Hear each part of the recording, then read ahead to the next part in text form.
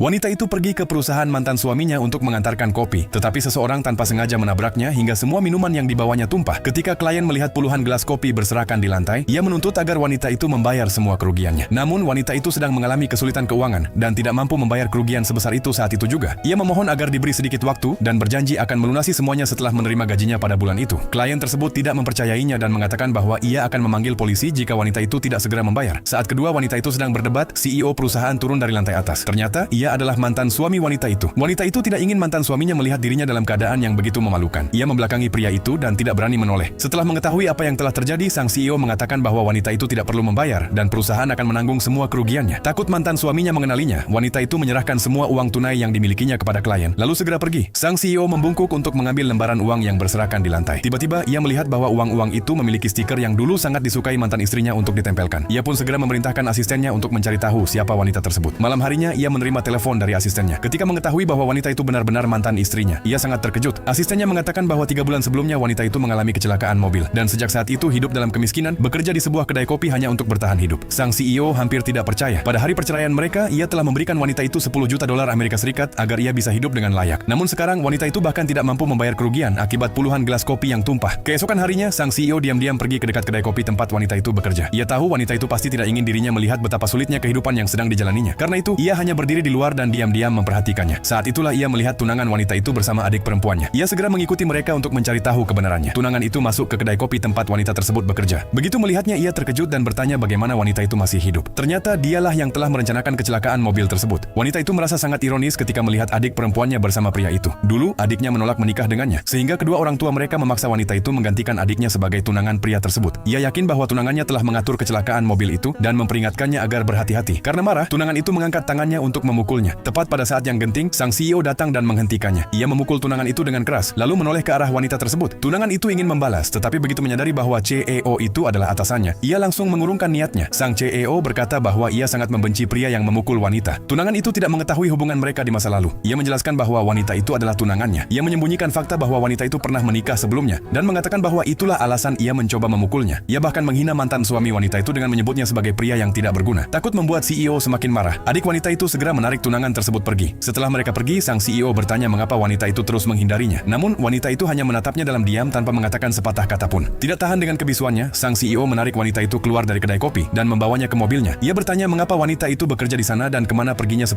juta Amerika Serikat yang dulu telah ia berikan. Menyadari bahwa ia tidak bisa lagi menghindar, wanita itu akhirnya menceritakan semuanya. Setelah tunangannya membatalkan pertunangan karena tidak bisa menerima bahwa ia pernah menikah sebelumnya, ayahnya menyalahkannya dan mengambil semua uang miliknya. Sang CEO merasa sangat bersalah. Ia sama sekali tidak pernah membayangkan betapa